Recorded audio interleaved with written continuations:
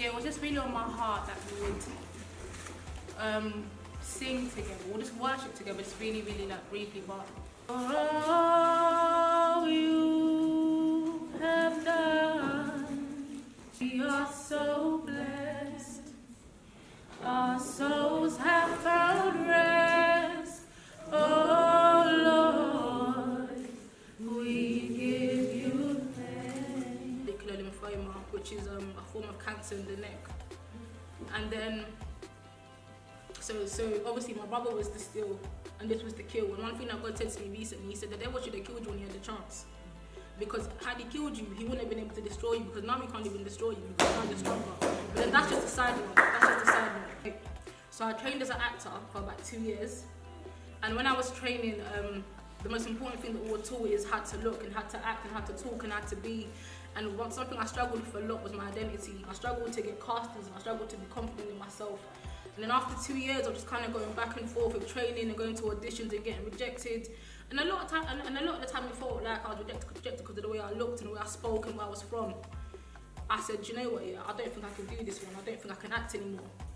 And I remember my mum, I remember her having a UCAS form and trying to force me to go to uni, and I wasn't really that interested.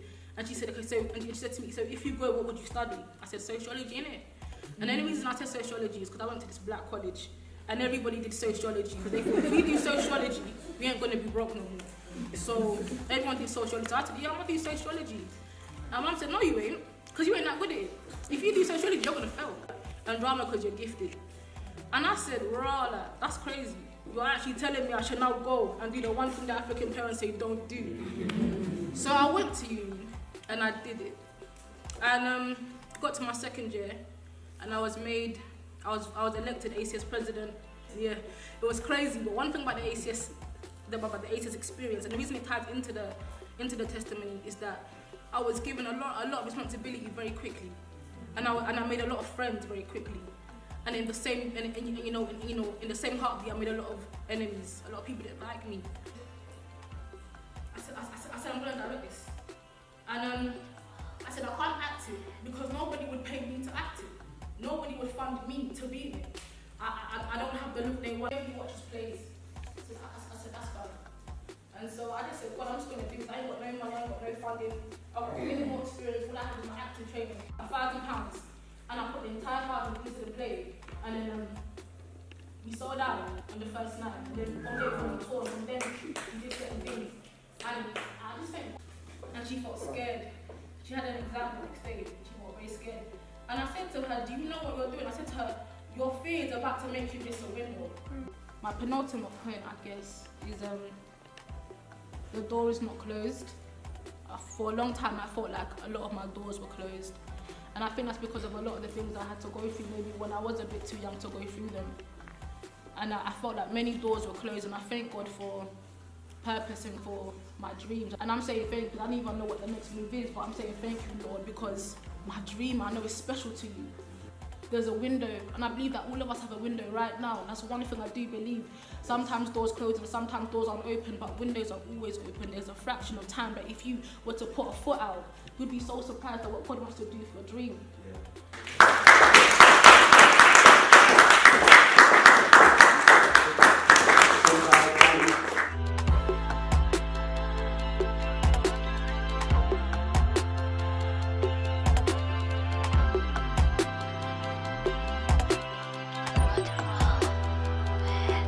So like, my belief is that sport is one of the most powerful things in the world because it brings everyone together.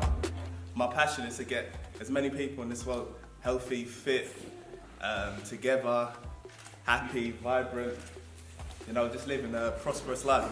So that's what I'm about. My name is Anissa. I'm a qualified psychologist in my own practice. I also have scholarships in my name it's called Dream Catchers. I organise gospel concerts for up and coming Christian rappers, singers. I also run sessions with my husband and my brothers to help men in particular to understand their worth and value in Christ.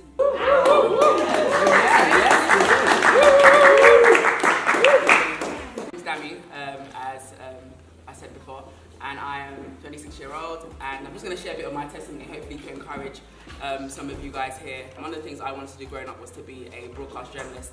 I love speaking, I love presenting. Although I don't like being in front of the camera, I think these are secretly things I like to do. So that's always a dream that I wanted to be. Can I go and really do journalism as a degree? Like, is it serious? Will I get a job after? So I did what maybe some Africans do. I did law, and I was like, yeah, I'll just do law. And then when I finish, if I still want to go and do journalism, I'll go and do this, go and do that.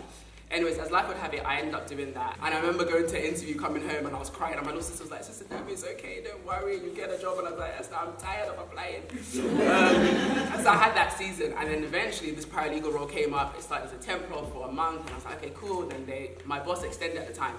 And she called me for an interview, and I told her that I had an interview with someone else. And she was like, oh, but I want to interview you before you go to the interview. And I can't, like, looking back now, I always remember saying, I don't know if this is actually the job I want, but because, you know, when you've been unemployed for so long, look, if someone's stretching out their hand, please take the branch, just take it.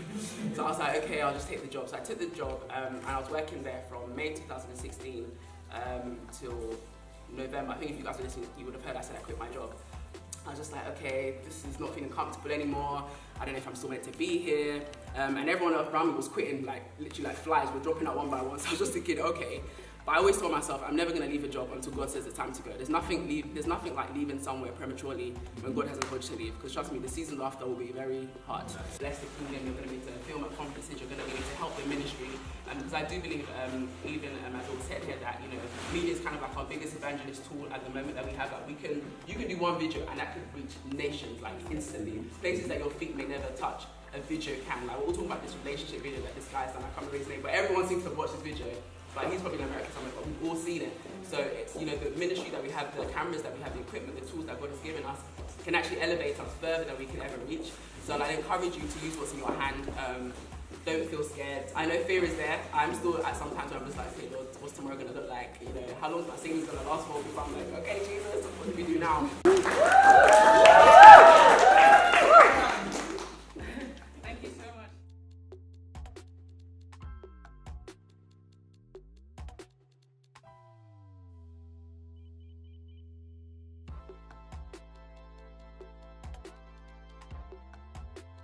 My math was so bad, I couldn't even find the 2 + 1, and you want me to build a bank, and he ate the lion's share, even though I was giving all the best ideas, bringing up the best trade concepts.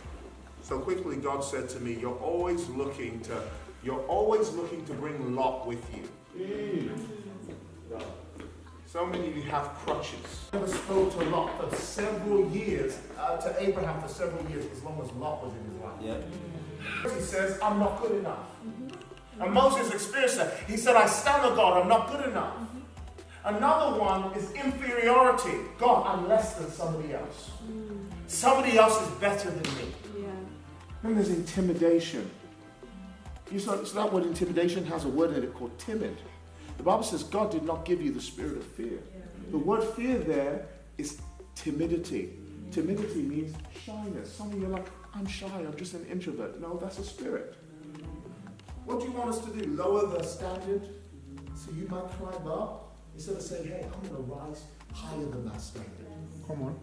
I'm going to be better. I'm going to be more aggressive. I'm going to be more engaged. I'm going to go after my dreams. But the worst people I find actually to do business with, or anything of worth, is Christians. You waste so much time with the devil. You waste so much time thinking his thoughts about you. You're still condemned. You've been saved 10 years. And you're still battling with whether you're born again or not. Every time the pastor gives the altar call, you keep going. As if God believes in divine insecurity. You keep going to the altar again and again and again and again. You've given your life to Christ so many times. The angel of the book of life just says, just write it in pencil. They're going to erase it.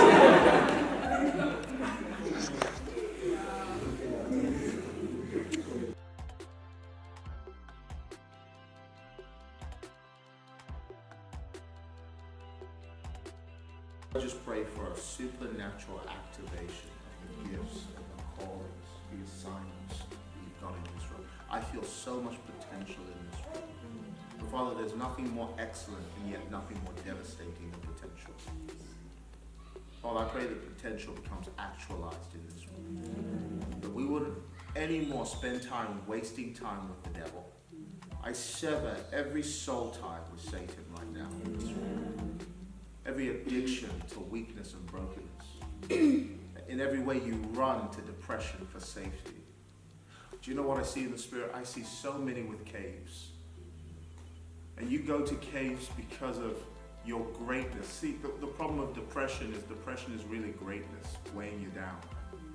It's greatness that's not realized weighing you down. And so you keep running to your caves, and I hear the Lord saying, I'm burning your caves. There will be nowhere to run back to. Forward only. Father, I thank you for activating gifts and callings and assignments in this room. I think for even activating spiritual gifts of prophecy, healing, discernment. There's somebody here, you've got a real spirit of discernment, but you always feel like you're being suspicious. And I think God wants you to know you're not suspicious. Because you've always known that it was right. It ended up being true when you didn't trust that person.